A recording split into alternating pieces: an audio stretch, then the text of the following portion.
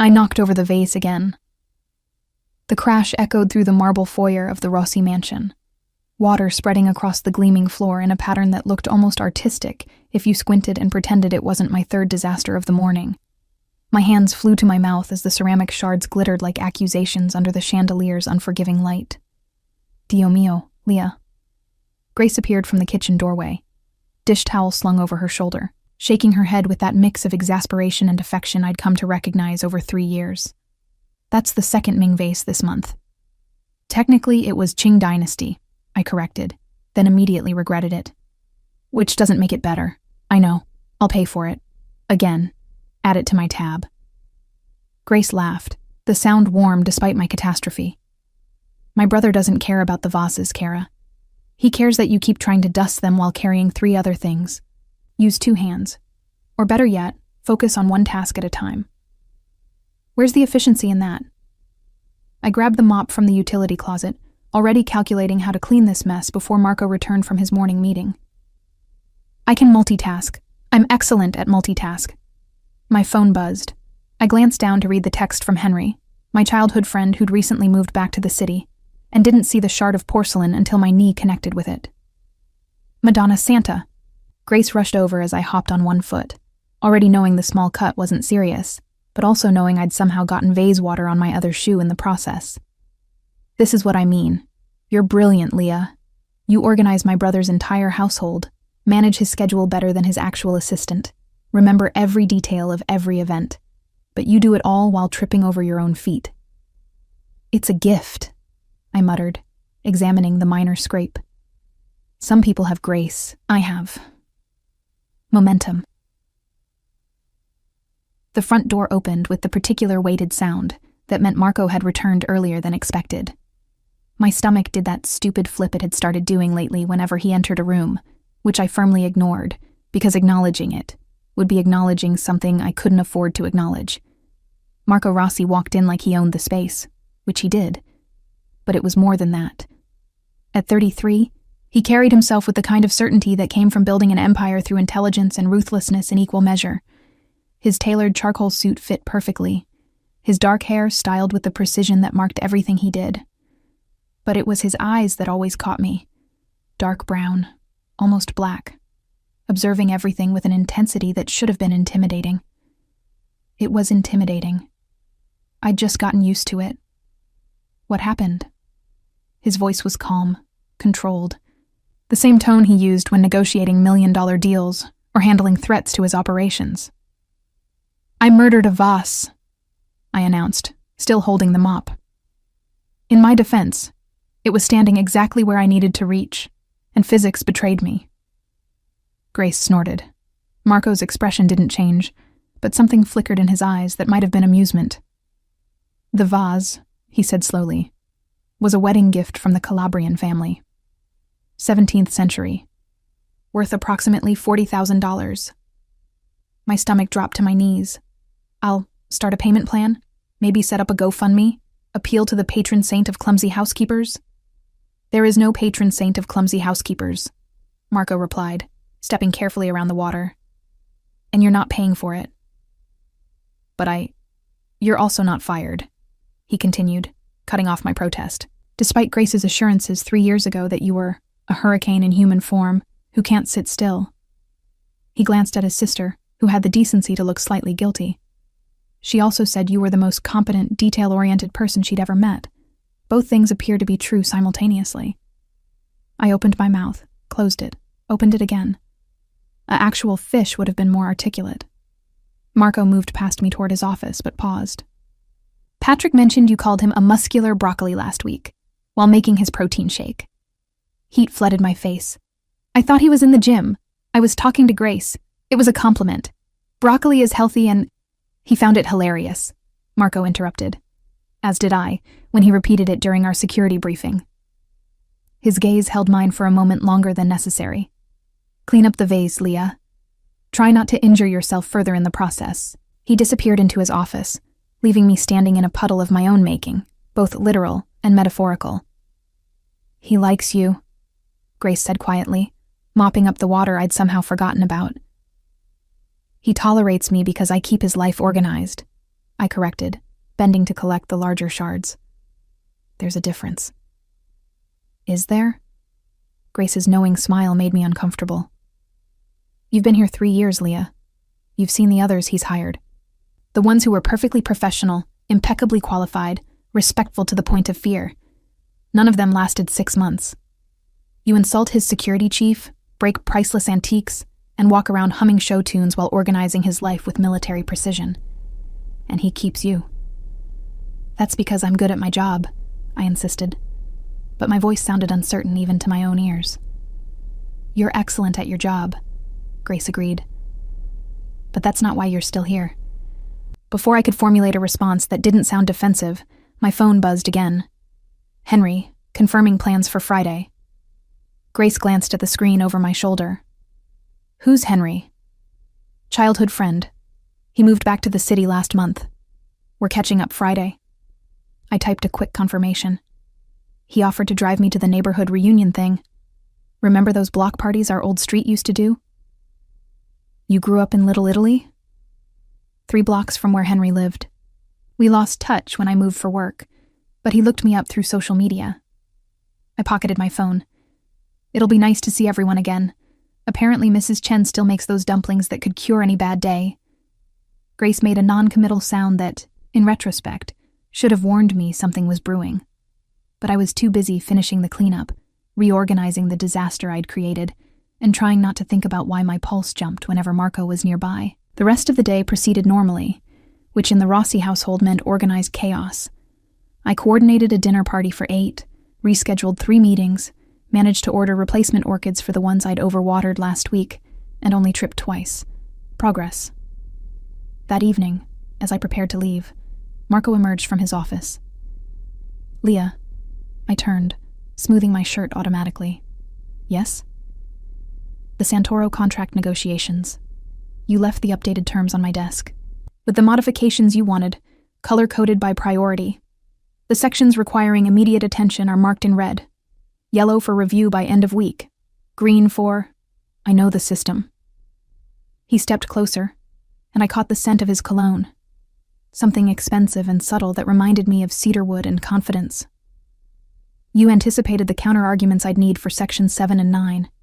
Added supporting data I hadn't requested. You would have needed it eventually, I said, uncertain whether this was praise or criticism. The Santoros always push back on liability clauses. I pulled comparable contracts from similar negotiations to strengthen your position. Marco studied me with that intense focus that made me feel simultaneously seen and scrutinized. You're wasted as household staff, Leah. I'm not wasted. I'm exactly where I caught myself before saying something revealing. I'm good at this. You're extraordinary at this. He leaned against his desk, arms crossed. You notice everything, remember everything, process information faster than most people on my actual business team. Then it's a good thing I work for you, I managed, proud that my voice stayed steady despite my heart attempting to escape my ribcage. Yes, Marco said quietly. It is. The moment stretched, waited with something I didn't want to examine.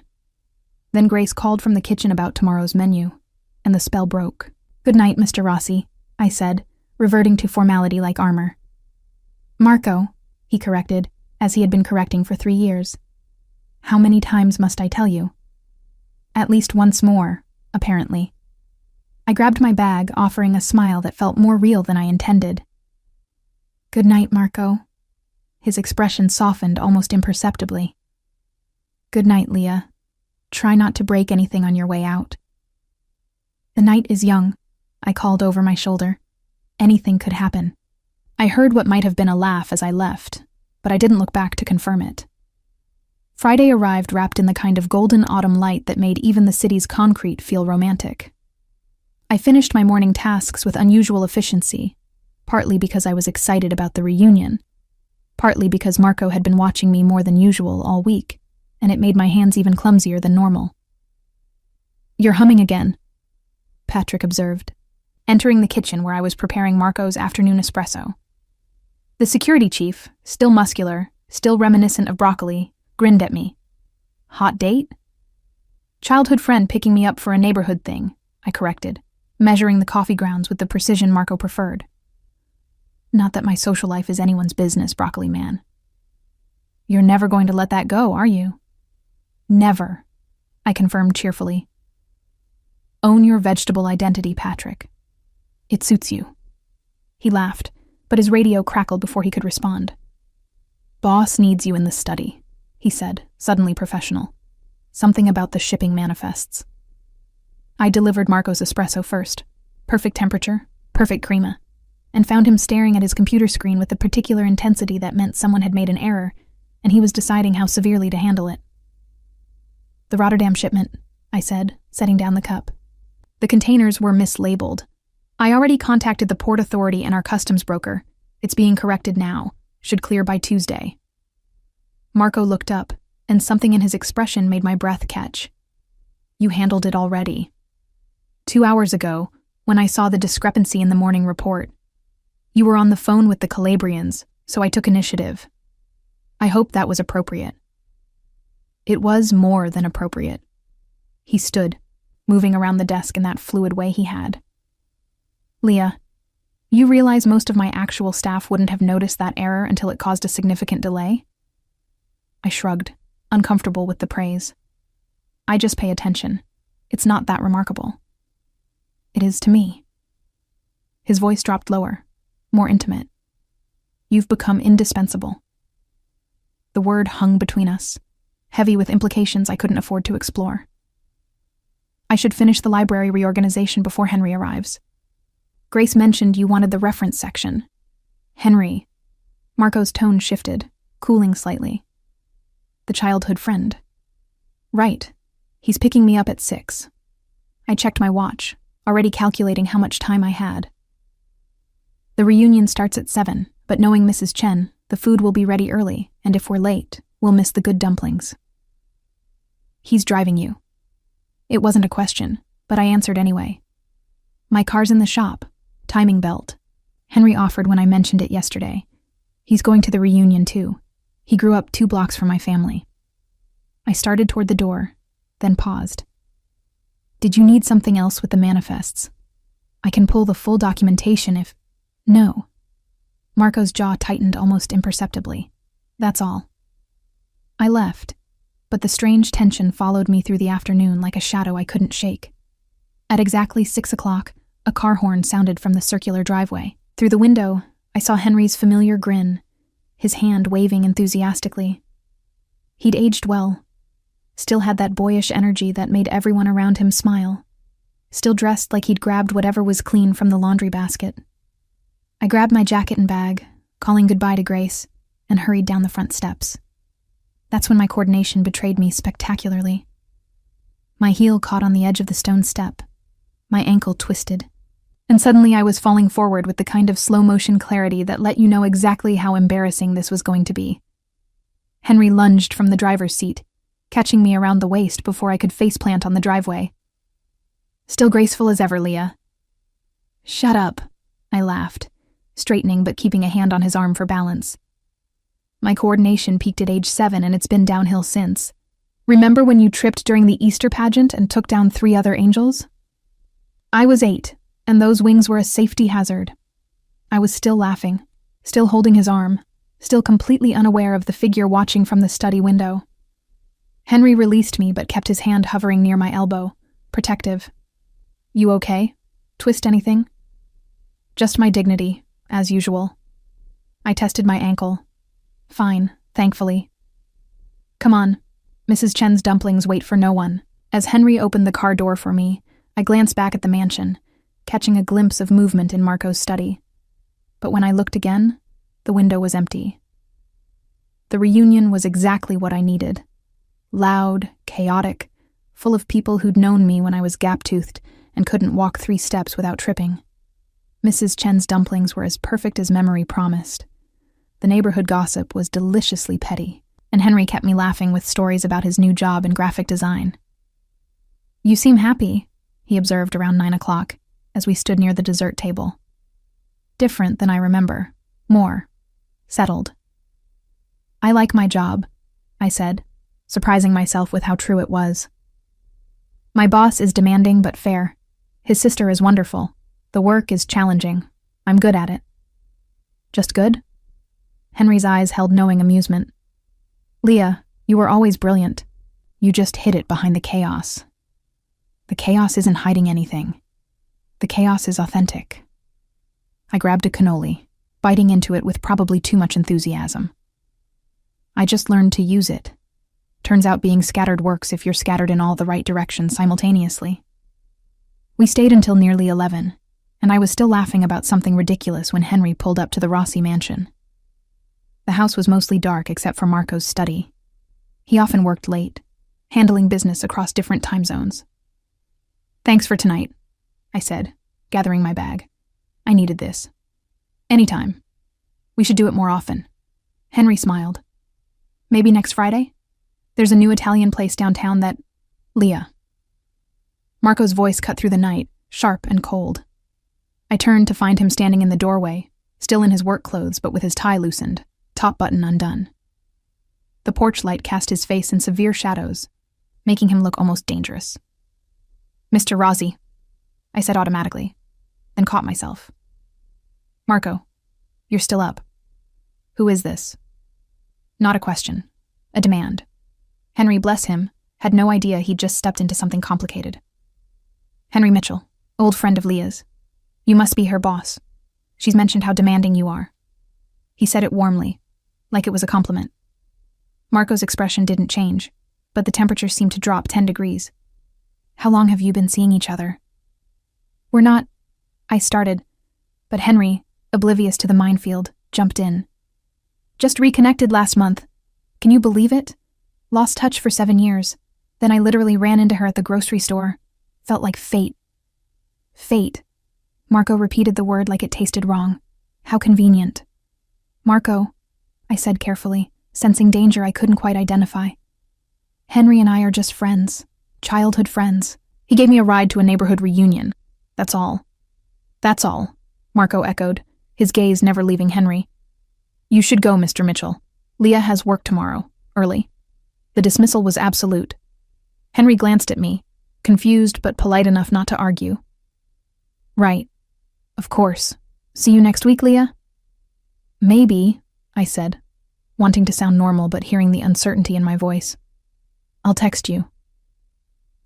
After Henry drove away, I stood on the driveway, staring at Marco, who stared back with an intensity that made my pulse race for entirely wrong reasons. What was that?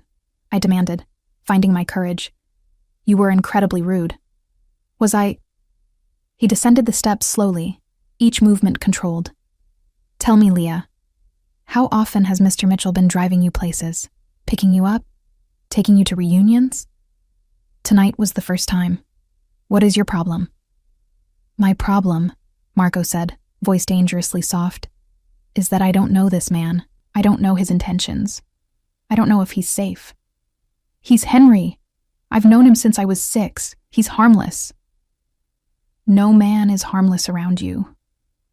The words hung in the air between us, loaded with meaning I couldn't process. Marco's jaw clenched like he regretted speaking, but his eyes held mine, unflinching. That's not fair, I said quietly. You don't get to police my friendships. You're my employer, not my keeper. Am I? The question was barely audible.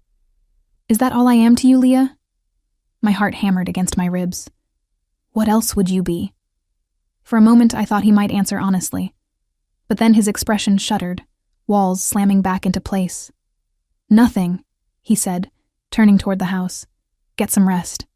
Tomorrow's schedule is demanding. I watched him disappear inside, leaving me standing in the driveway, confused and inexplicably hurt by something I couldn't name. Grace found me 10 minutes later, still standing there like an idiot. He saw you, she said simply. Through the study window. Saw Henry catch you. Saw you laughing. Saw the way you touched his arm. So? So my brother, who never loses control, just interrogated your friend like he was a hostile witness. Grace's expression was sympathetic. Leah, Kara, when are you going to admit what's happening here? Nothing's happening, I insisted. He was just being overprotective. You know how he is about security. That wasn't security. Grace squeezed my shoulder. That was jealousy. And if you can't see it, you're not as observant as I thought." She left me with that bomb, and I stood in the darkness, replaying every moment, every glance, every weighted word. Marco Rossi, jealous. Over me. It was impossible. It was absurd. It was, my traitorous heart whispered, exactly what I'd been hoping for without admitting it. The following week passed in a strange, tense dance where Marco and I circled each other like wary combatants who'd forgotten why they were fighting. He was colder, more distant, every interaction clipped to pure necessity. I was defiant, deliberately cheerful.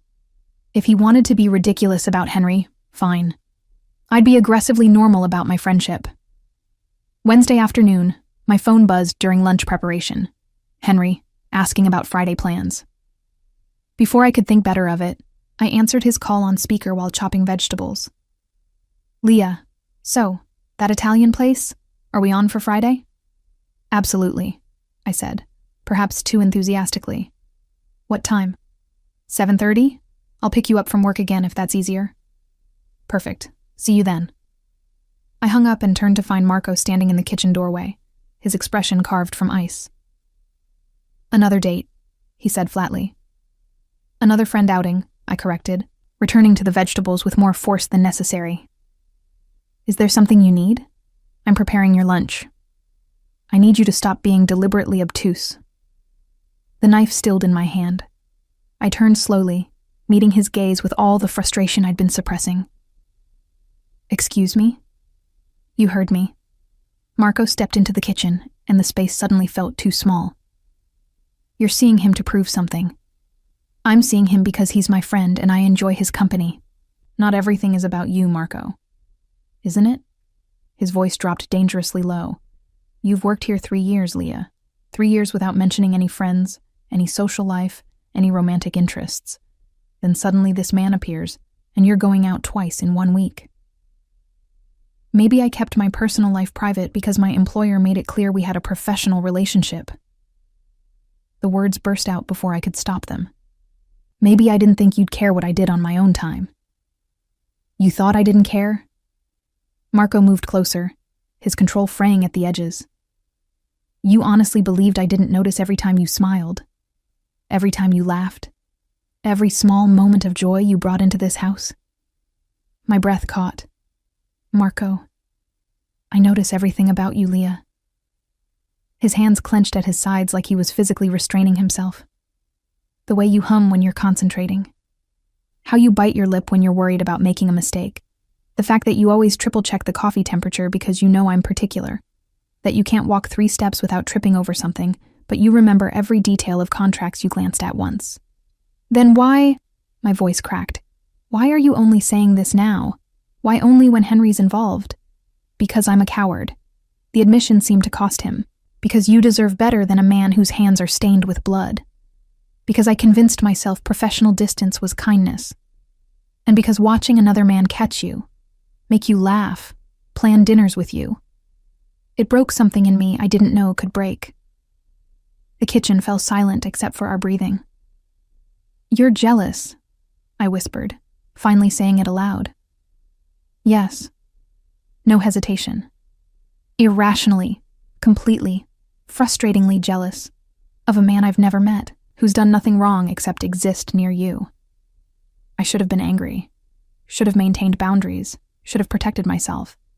Instead, I said, "Henry's gay, Marco." He blinked. "What?" "Henry's gay. Happily partnered for 3 years with a man named Thomas, who's a pediatric surgeon. He couldn't make the reunion because he was on call." Henry showed me approximately 400 pictures of their cat, Mr. Whiskers, who apparently has Instagram followers. Marco's expression cycled through several emotions too quickly to track. "He's not remotely interested in me romantically. Never has been. We're friends. Actual, platonic, childhood friends who lost touch and reconnected." I crossed my arms, suddenly aware I'd been defending myself against accusations no one had made. "The Italian restaurant? He wants me to meet Thomas officially. It's a double friend date situation where I'll probably be the awkward third wheel talking too much about pasta shapes." "Pasta shapes," Marco repeated faintly. "I have opinions about pasta shapes. It's a whole thing. I was babbling now, nervous energy spilling out. Rigatoni is superior to penne for sauce retention. Fettuccine is objectively better than linguine despite what anyone says. Farfalla is decorative nonsense that... Leah. Marco's voice stopped my ramble. I've been acting like a possessive fool. Yes, I agreed. You have. You interrogated an innocent man, glared at me for a week, and generally behaved like someone with... I stopped, suddenly understanding what Grace had been trying to tell me. Like someone who cares. The words hung between us, fragile and enormous. I do care. Marco's control was completely gone now, raw honesty replacing it. More than I should, more than is appropriate, more than I can rationally explain. He ran a hand through his hair, destroying its perfect styling.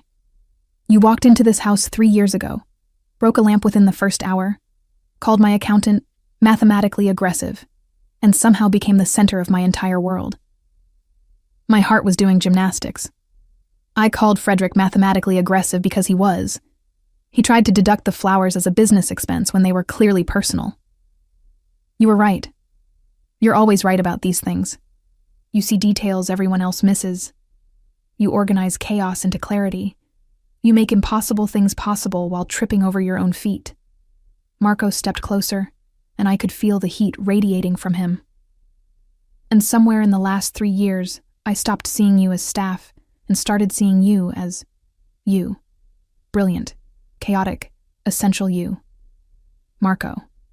My voice came out breathy. This is complicated. I know. You're my employer. I know.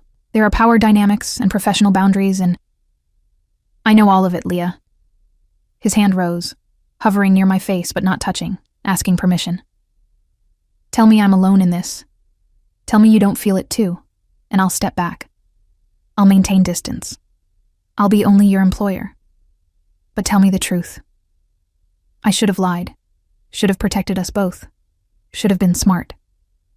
Instead, I said, I notice things too, you know, like how you always pour your own coffee when I'm running late so I don't stress about it.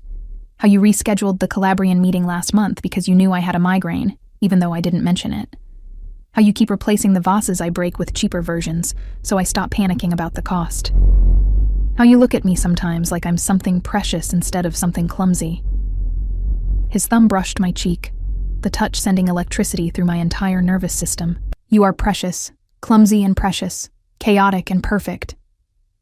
I'm going to drop something if you keep saying things like that. Fair warning. Marco laughed, actually laughed, and the sound was worth every broken vase, every awkward moment, every complicated feeling I'd been suppressing. Drop whatever you want, he said. I'll replace it all. But Leah, I need to know. I feel it too, I interrupted, because apparently I couldn't let him finish sentences tonight. I've felt it for months, maybe longer. I just thought. I bit my lip. You're perfect, Marco, controlled and powerful and successful. I'm the disaster who reorganizes your files while humming show tunes. I never imagined you'd look at me as anything but the hurricane your sister hired. Perfect. He repeated the word with something like wonder. Leah, I haven't felt human in years. I built walls so high I forgot what it felt like to want something beyond power and control. And then you appeared, breaking things and making terrible vegetable-based insults, and suddenly I was human again. Feeling things, wanting things. His forehead touched mine, wanting you. This is happening, I whispered. We're actually doing this. Only if you want it. Your choice. Always your choice. I thought about 3 years of carefully maintained professionalism, about power dynamics and appropriate boundaries, about all the rational reasons this was complicated. Then I thought about Marco's rare smiles, about the way he said my name like it mattered, about feeling seen, truly seen, for the first time in my adult life. I want it, I said. I want this. I want you. Even though you're going to drive me crazy with your control issues and I'm going to drive you crazy with my chaos. I'm counting on it. His smile was devastating. Though perhaps we should establish some ground rules. Like what? Like you're not staff anymore. Not really. We need to redefine this relationship properly. Marco's thumb traced my jawline. I'll hire someone else for household management. You'll work with me in the business side if you want. Your organizational skills are wasted on dusting and meal planning. But regardless, we're equals, Leah. In every way that matters. I like dusting, I protested weakly. And meal planning. And organizing your chaos. Then you can continue doing it because you choose to, not because you're employed to. The point is, removing the power imbalance. You've thought about this. I've thought about nothing else for months. He pulled back slightly, his expression serious. I need you to understand what you're accepting, Leah. My world isn't simple. There are dangers, complications, things I'm not proud of. If we do this, you're choosing all of it. I thought about the last 3 years, about the men in suits who visited for meetings, about the careful way Patrick and the security team operated, about things I'd observed and never questioned because they weren't my business. I'm not naive, Marco. I know who you are, what you do. I met his gaze steadily. I choose it anyway. I choose you anyway. The kiss, when it finally came, tasted like espresso and possibility, and 3 years of restrained wanting. His hands cradled my face like I was something breakable, and I gripped his shirt like he might disappear if I let go. When we finally broke apart, both breathing hard, Marco rested his forehead against mine. I'm still going to dinner with Henry on Friday, I said, because he's my friend, and I want to meet Thomas properly and discuss pasta shapes. Marco laughed against my hair. I wouldn't expect anything less, though I reserved the right to be irrationally anxious about it despite knowing better. You can text me obsessively. I'll respond with terrible vegetable puns about whatever we're eating. That's not reassuring. I never promised to be reassuring. I promised to be me. I pulled back to look at him. Chaotic, clumsy, too honest me. That's all I want, Marco said simply. That's all I've ever wanted. Grace found us an hour later, still in the kitchen, talking about everything and nothing, while I finally finished preparing lunch with Marco, watching like I was performing surgery instead of making sandwiches. Finally, Grace said, not even pretending to be surprised. I was beginning to think I'd have to lock you both in a closet. You knew? I asked. Everyone knew, Kara. Everyone except you two. She kissed her brother's cheek. Try not to break her. She's the best thing that's happened to this family in decades. I'm more worried about her breaking things, Marco said dryly, pulling me against his side. Starting with my composure. Your composure was already broken, I pointed out. I just helped you notice. And really, that was the truth of it. Marco hadn't changed. I hadn't fixed him. We'd simply stopped pretending we were anything other than what we'd become. Two people who saw each other clearly despite the chaos and control, and chose each other anyway. The shift from employer-employee to something infinitely more complicated happened gradually, like watching dawn break, imperceptible, until suddenly everything was illuminated. Monday morning, I arrived at the mansion to find my workspace had been transformed. The small desk in the corner of the kitchen where I'd managed household tasks for 3 years was gone. In its place, nothing.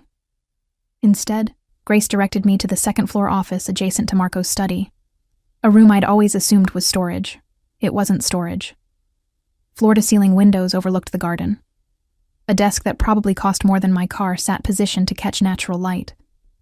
My files, all of them, were already organized on custom shelving. A laptop, far superior to the ancient one I'd been using, sat waiting with my login already configured. Marco had Patrick and the staff move everything overnight, Grace explained, leaning against the doorframe with a knowing smile. He's been planning this for 2 weeks, since before the Henry situation, actually. He was just waiting for the right moment. I ran my fingers over the desk's smooth surface. This is too much. It's appropriate. You're not cleaning and organizing anymore, Leah. You're consulting, managing, actually using that brilliant brain of yours.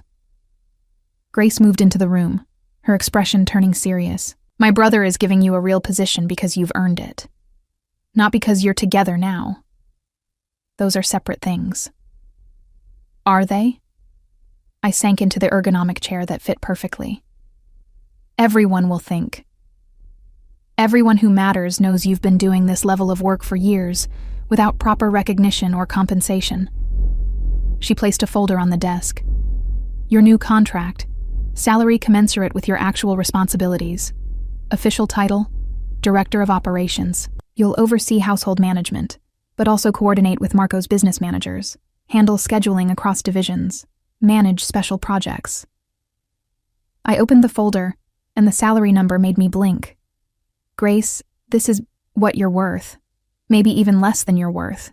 But Marco was trying to be reasonable. She grinned.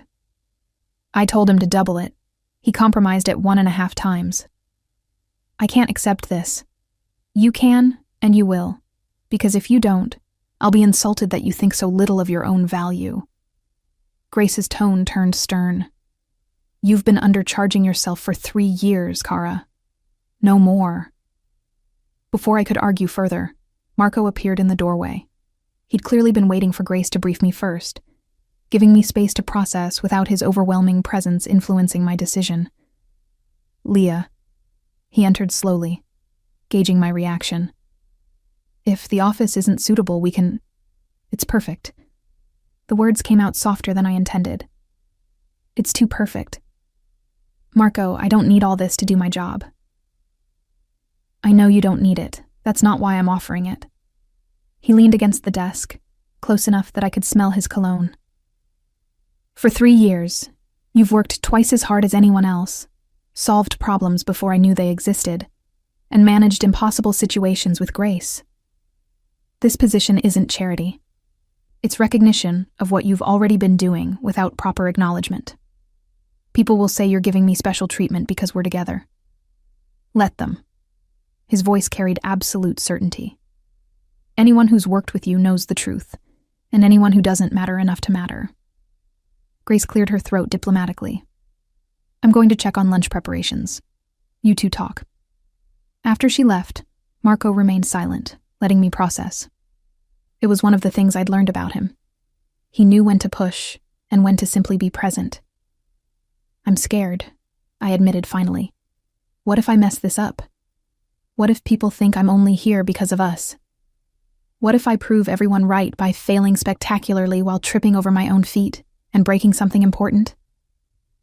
Then you'll pick yourself up, fix what you broke, and continue being extraordinary. Marco's hand covered mine on the desk. Leah, you've been afraid of your own competence for as long as I've known you.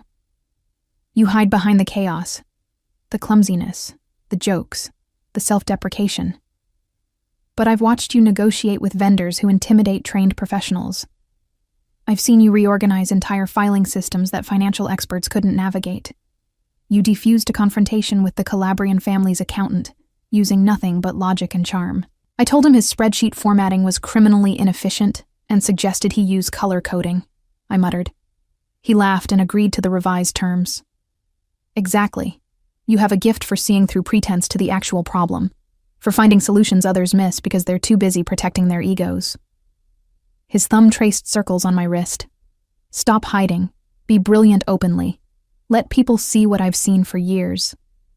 I wanted to argue, to list all the reasons this was too much, too fast, too complicated. Instead, I asked, what's my first project? Marco's smile was worth the leap of faith. The Santoro contract negotiations. They're stalling on the Northwestern Territory Division. I need fresh perspective.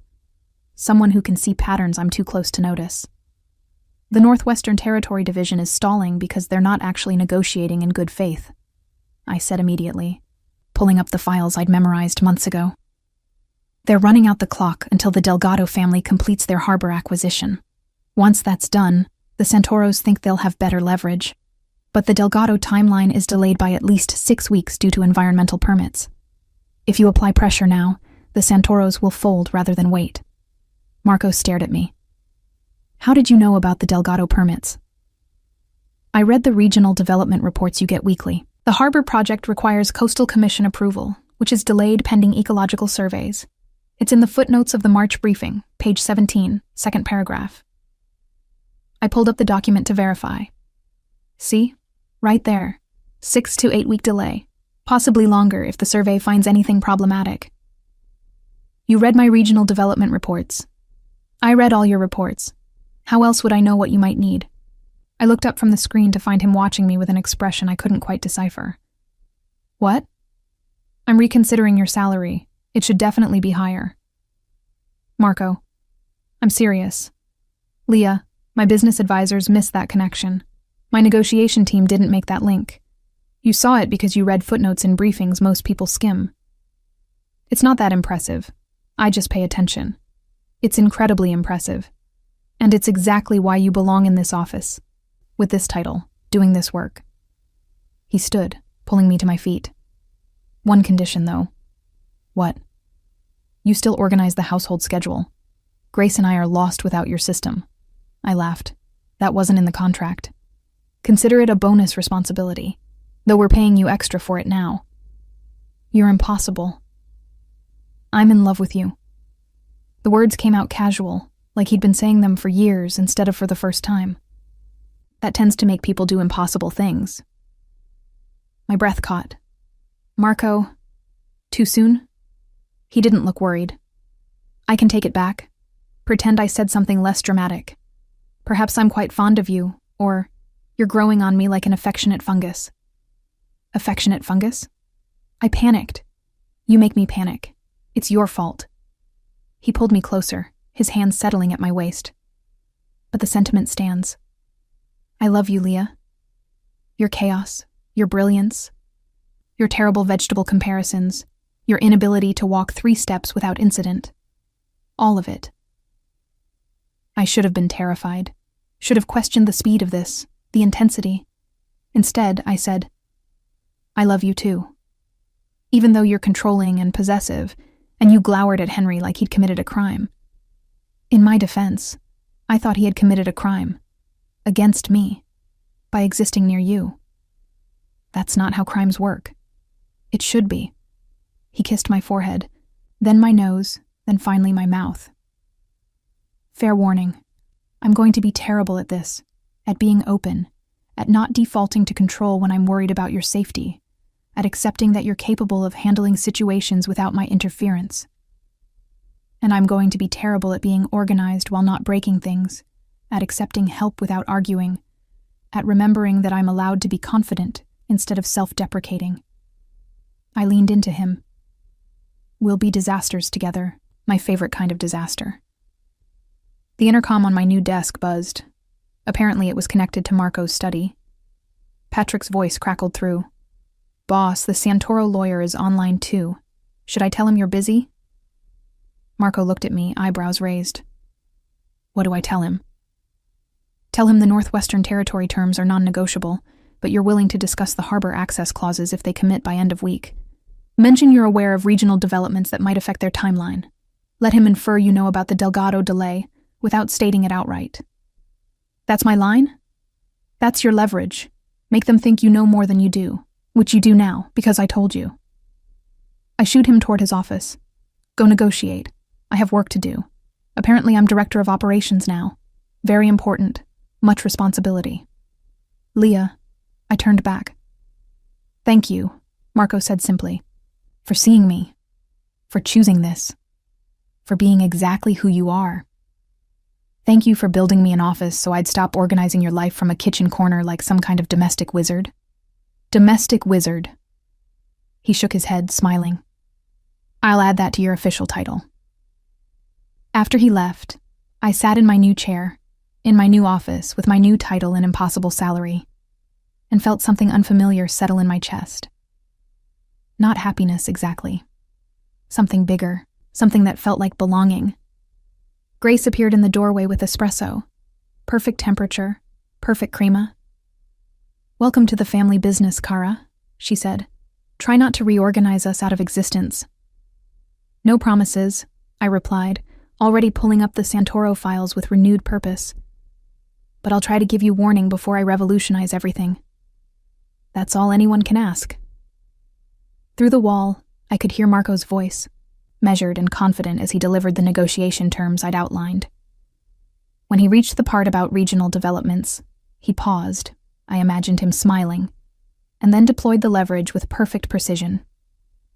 I opened my laptop and got to work, feeling more myself than I had in years. Clumsy, brilliant, chaotic, essential me, finally in exactly the right place. 3 weeks into our new reality, I discovered that loving Marco Rossi meant accepting two contradictory truths simultaneously. He trusted me completely with his business operations, and he trusted no one completely with my safety. "You're doing it again," I said, without looking up from the logistics report I was reviewing. "I can feel you hovering." "I'm not hovering." Patrick's voice came from the doorway of my office. "I'm providing security oversight. You've been standing there for 10 minutes watching me type. That's hovering." I turned to face him, arms crossed. "Marco sent you, didn't he? Boss wants to ensure the office is secure. New protocols since you've taken on more visible responsibilities." Patrick had the decency to look slightly guilty. "You're handling sensitive information now. Contract details, negotiation strategies, financial projections. That makes you a potential target for people who'd like to undermine the family's operations." "I've been handling sensitive information for 3 years. What's actually changed?" "Now people know you're handling it. There's a difference between being invisible staff and being officially positioned as the director of operations." He moved into the room, his expression serious. "Leah, you're not just Marco's girlfriend. You're becoming a strategic asset to the organization. That changes your risk profile." I wanted to argue, but he wasn't wrong.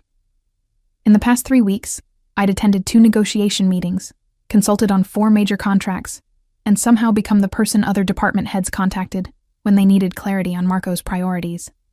My visibility had increased exponentially. "Fine. Hover discreetly." I returned to the report. "But if you start commenting on my typing speed, we're going to have words." "Your typing speed is impressive. 78 words per minute with minimal errors." "Patrick, just stating facts." He grinned. "Boss also wants me to accompany you to your lunch with Henry and Thomas tomorrow. Security precaution." I sighed. Of course he does. The lunch in question had been rescheduled twice due to conflicting schedules, and I was genuinely excited to finally meet Henry's partner properly. But Marco had been increasingly anxious about it, despite now knowing Henry posed zero romantic threat.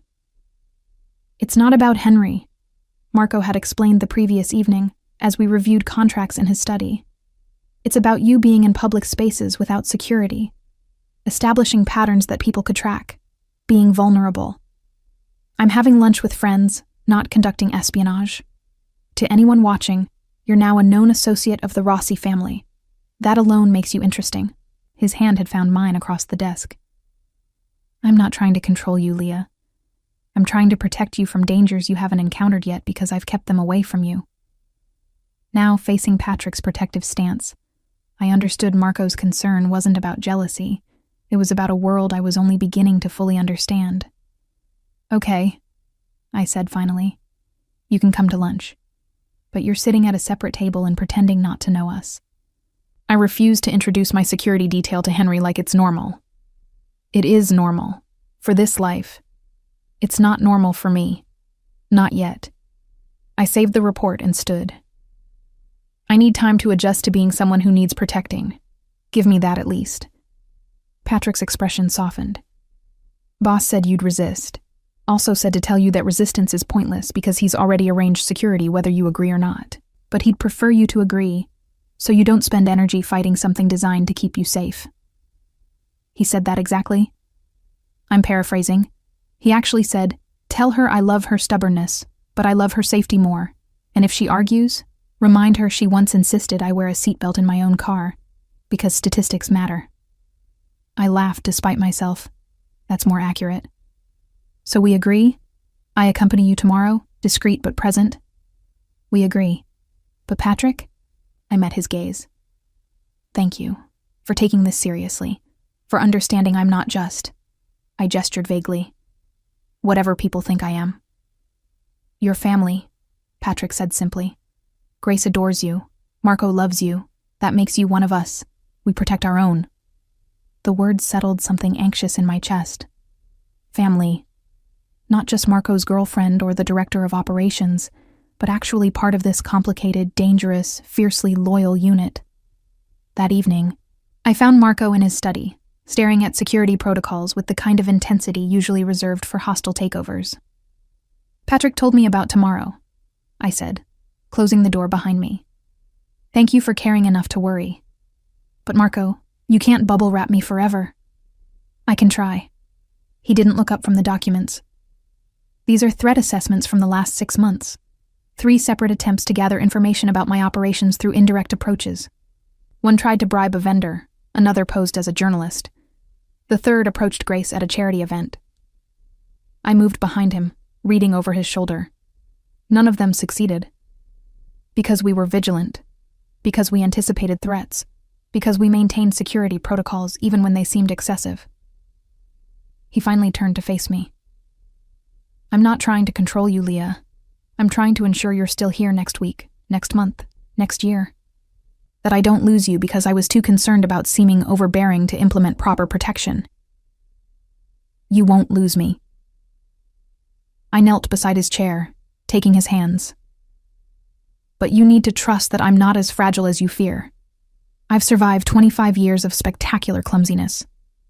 I can survive being loved by you. It's not the same thing. Isn't it? You're worried I'll get hurt because of who you are. I'm worried I'll break something important in your life because of who I am. We're both afraid of our own natures damaging the other person. I squeezed his hands. But Marco, I choose this. The security concerns, the complications, the visibility. I choose all of it because I choose you. His thumb traced my cheekbone. You're more resilient than I give you credit for. And you're more terrified than you admit, which is actually sweet, in a controlling Italian way. Controlling Italian way?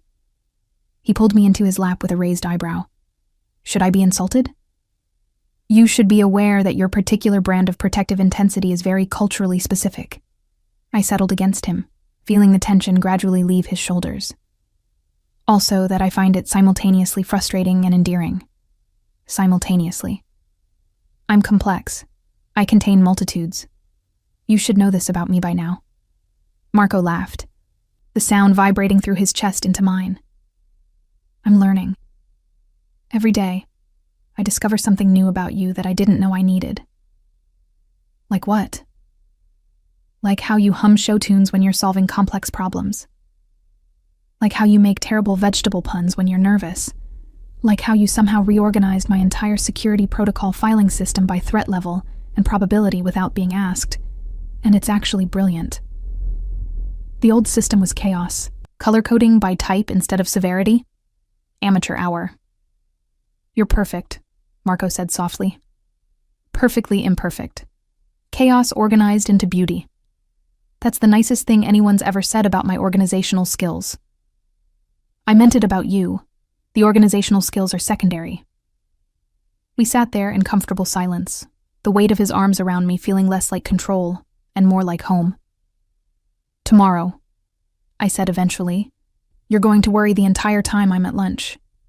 You'll probably text Patrick every 15 minutes for updates. You'll imagine worst-case scenarios that would never actually happen. Accurate assessment. And I'm going to go anyway, have a lovely meal with my friends, discuss pasta shapes and probably embarrass myself at least twice. And then I'll come home to you, safe and sound, and you'll realize your worry was disproportionate to the actual danger. Also accurate, though I reserve the right to worry regardless. Deal. I kissed him softly. But Marco, at some point, you're going to have to trust that love doesn't make me weaker. It makes me more careful. Because now I have something to come back to. His arms tightened around me. When did you become so wise? I've always been wise. I just hid it behind the clumsiness. I pulled back to look at him properly. Stop underestimating the disaster girlfriend. She's more capable than she appears. The disaster girlfriend, Marco repeated with amusement. Is that your official title now? Director of Operations and Disaster Girlfriend. It has a nice ring to it. It truly doesn't. Too late. I'm having business cards made. The next day, lunch with Henry and Thomas went perfectly. No threats materialized. No dangerous situations emerged. And I only spilled water once. On myself, naturally. Patrick sat 3 tables away, somehow managing to look both intimidating and invisible simultaneously. Thomas was delightful. Warm, funny, exactly as wonderful as Henry had described. They told stories about their cat, Mr. Whiskers, with the kind of affection that made my heart happy. Henry asked about work without prying into specifics, respecting boundaries he probably didn't fully understand but recognized as necessary. "You seem settled," Henry observed as we finished dessert. "Happier than I've seen you in years." "I am," I said honestly. "It's complicated and sometimes overwhelming, but it's real. And right." "Good." He squeezed my hand across the table. "You deserve real and right, Leah. Even if it comes with security details at separate tables." "You noticed." "Hard not to, but I get it. Marco's world comes with precautions." Henry smiled. "As long as you're choosing it freely, that's what matters." When I returned to the mansion that afternoon, Marco was waiting in my office, pretending to review documents, but clearly just watching for my arrival. "I survived," I announced. "Not even a minor catastrophe. Your worry was entirely unfounded." Patrick sent updates, 6 of them. Marco stood, pulling me into his arms. "I'm working on the overbearing protective instinct. Grace says it might take a decade." "I have time," I said against his chest. "We have time." And in that moment, surrounded by contracts and security protocols, and the evidence of our complicated, beautiful reality, I believed it completely. 2 months into our official relationship, I discovered that love could coexist with frustration in ways I'd never anticipated. "You changed my security clearance," I said, standing in Marco's study doorway with a tablet displaying the new restrictions. "I can't access the Northeastern Division files anymore." Marco didn't look up from his computer. "Temporary measure. Intelligence suggests the Moretti family is probing for information about our operations. Until we determine their angle, I'm limiting access to sensitive regions." Without discussing it with me first. "It's a security decision, not a personal one." "It's both." I moved into the room, setting the tablet on his desk with more force than necessary. "Marco, you promoted me to Director of Operations. You gave me responsibilities, authority, trust, and then you unilaterally revoke access when you decide I need protecting. That's not partnership. That's control." Finally, he looked at me. "The Morettis are dangerous. If they're targeting information and you're compromised, then we address it together. You warn me. We adjust protocols. We make decisions as a team." I crossed my arms. "You can't love me and trust me while simultaneously treating me like a liability that needs managing." "You're not a liability. You're—" He stopped himself, jaw tightening. "I'm what? Too important to risk? Too precious to expose to reality?" My frustration bubbled over. "I understand your world better than you think, Marco. I've watched, listened, connected dots you assumed I'd miss. I know about the shipping routes through Rotterdam that aren't just shipping. I know the real estate acquisitions in the harbor district involve more than property development. I know because I'm not naive, and I'm not blind." The silence stretched between us, heavy with implications. "You know," Marco said quietly, "and you've never said anything. Because knowing and needing to discuss are different things. You protect me from details I don't require. I respect that. But don't protect me so thoroughly that you erase the person you fell in love with. The one who sees clearly, thinks strategically, and handles complex situations without falling apart." Marco stood, moving around the desk. "I'm terrified of losing you. Every decision I make is filtered through that fear. The Morettis, the Calabrians, even minor threats. They all represent possibilities where you get hurt because of me. Then let me help navigate those threats instead of hiding me from them." I softened my tone, seeing the genuine fear beneath his control. "I'm not asking to be involved in the dangerous parts. I'm asking to be treated as someone capable of understanding them. There's a difference." "You're right." The admission seemed to cost him. "I'm overcompensating. Grace told me the same thing last week. Patrick mentioned it yesterday. Apparently I'm suffocating you while thinking I'm protecting you." "You're not suffocating me. You're just hovering, very intensely, in multiple time zones simultaneously." Despite the tension, Marco's mouth quirked. "That's specific. I access the security logs. You've been monitoring my location even when Patrick's with me. That's hovering in stereo, Marco. It's excessive." It's loving you, he countered, but without his earlier defensiveness. But I hear what you're saying. I'll restore your access. I'll include you in security discussions that affect you. I'll trust that the woman who reorganized my entire operation while tripping over furniture can handle knowing about the Moretti situation. Thank you. I moved closer, taking his hands. I'm not asking you to stop worrying. Worry all you want. Just don't let worry turn into control disguised as protection. Noted. Though you should know the Moretti situation is actually concerning, not manufactured danger to justify my behavior. Real, strategic probing into our northeastern operations. Then brief me properly. Tell me what to watch for, what information they're likely seeking, how I can help, instead of being a weakness to guard. Over the next hour, Marco laid out the situation with complete honesty. The Morettis wanted territory they'd lost in a negotiation years ago. They were gathering intelligence on current operations, looking for leverage points. My access to comprehensive files made me a potential target, not for physical harm, but for social engineering or information extraction. They might approach me, I said, processing. Pose as vendors, clients, friendly contacts trying to gather details. Exactly. Which is why I wanted to limit your access. Less information means less value as a target.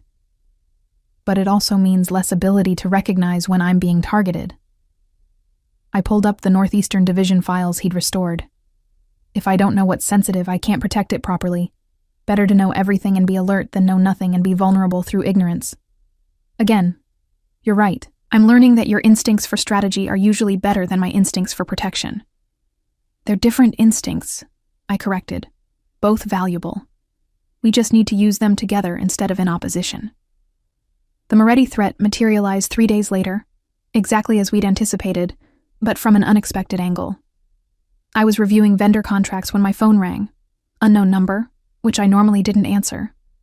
But given current circumstances, I put it on speaker with Patrick present. Miss Walker, this is Thomas Santoro, Regional Development Coordinator. The voice was smooth, professional. I'm calling regarding the harbor project consultation we discussed. We hadn't discussed any harbor project. This was the probe. I caught Patrick's eye, keeping my voice casual. I'm sorry, Mr. Santoro. I think you have the wrong person. I'm not involved in harbor developments. Oh? My apologies. I was told you were Director of Operations for Rossi Holdings. The harbor project intersects with several of your managed territories. Classic fishing technique. Provide general information, see what details the target volunteers. I manage operational logistics, not regional development. You'd want to speak with our property acquisition team. I kept my tone helpful but vague.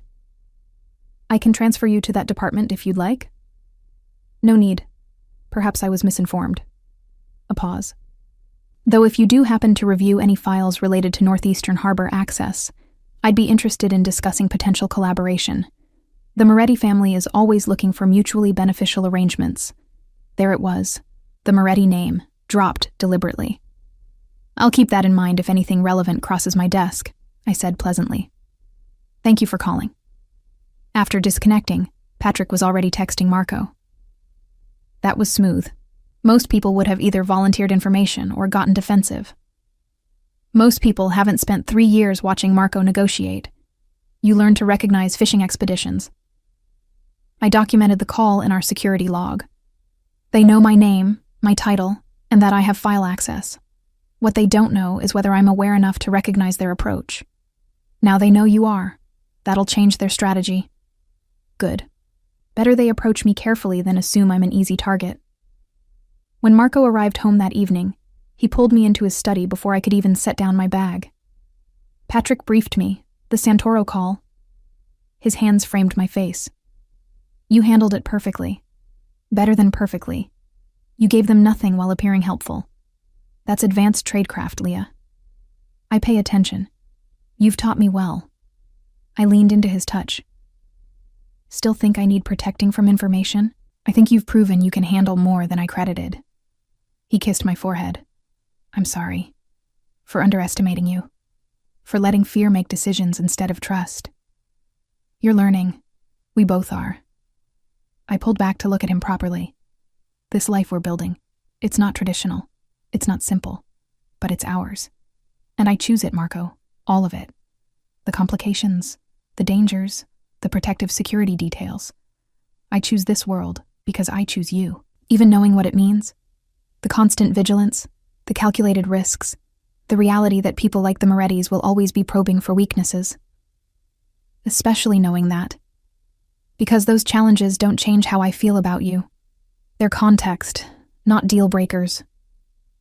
I laced my fingers through his. I'm not naive enough to think love conquers everything, but I'm optimistic enough to believe we can navigate everything together. Marco's expression softened into something vulnerable and hopeful. Together. I like the sound of that. Good, because you're stuck with me now.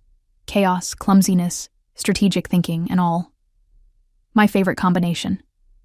6 months later, I stood in our bedroom. Somewhere along the way, my apartment lease had expired, and I'd simply stayed, neither of us acknowledging the transition until Grace started calling it our place, getting ready for the annual charity gala. The dress was elegant, burgundy silk that Marco had insisted on buying despite my protests. But I'd won the argument about shoes, selecting practical heels I could actually walk in instead of the designer torture devices he'd suggested. You look beautiful, Marco said from the doorway, already dressed in his tuxedo. Though I maintain the Louboutins would have been stunning. The Louboutins would have resulted in me falling down the stairs and creating a scene. These are stunning and functional. I turned, letting him zip the dress. How do I look? Appropriately professional for the director of operations attending her first major social event in official capacity? You look like the woman I love. His hands settled at my waist. But yes, also appropriately professional. Grace will be proud. The gala was everything I'd expected. Wealthy donors, careful politics, the subtle dance of power and influence. But this time, I wasn't serving. I was participating. Marco introduced me without hesitation to business associates, rivals, allies. Not as his girlfriend trying to hide in the background, but as his partner in every sense that mattered. So you're the one who reorganized the Northeastern operations, a silver-haired man said during cocktails. Santoro mentioned you were formidable. Mr. Santoro called me by mistake, I replied smoothly. But I appreciate the compliment nonetheless. The man laughed, understanding the unspoken message. Smart and diplomatic, Rossi chose well. After he moved on, Marco leaned close. You just earned respect from the Calabrian family's financial advisor. That's not easy. I simply told the truth. I am smart and diplomatic. I sipped champagne. Also, your security protocols are showing. Patrick hasn't taken his eyes off me all evening. Can you blame him? You're the most interesting person here. I'm the person who tripped over the red carpet entrance, which you recovered from with grace, immediately made a self-deprecating joke to the photographer, and turned a potential embarrassment into a charming moment. Marco's pride was evident.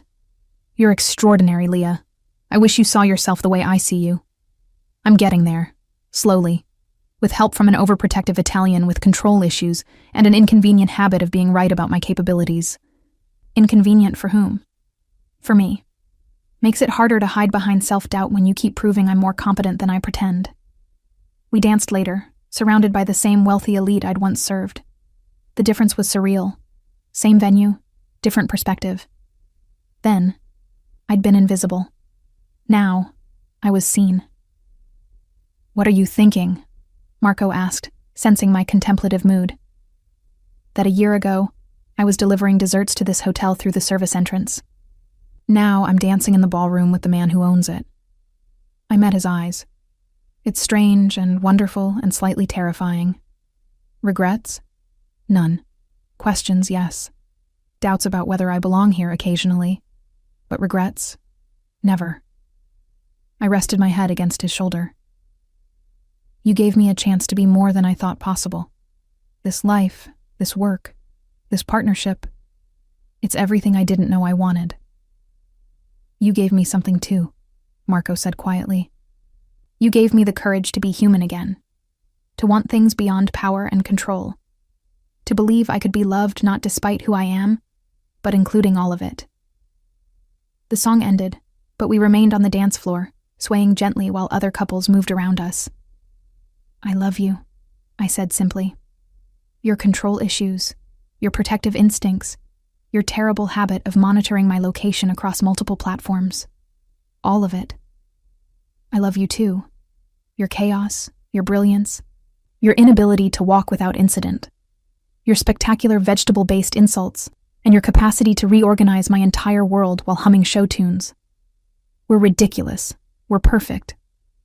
And standing there in the ballroom where our complicated story had begun, surrounded by the life we were building together, I believed him completely. We were chaos and control, finding balance, disaster and precision, creating harmony. Two people who'd learned that love isn't about being perfect. It's about being perfectly imperfect together.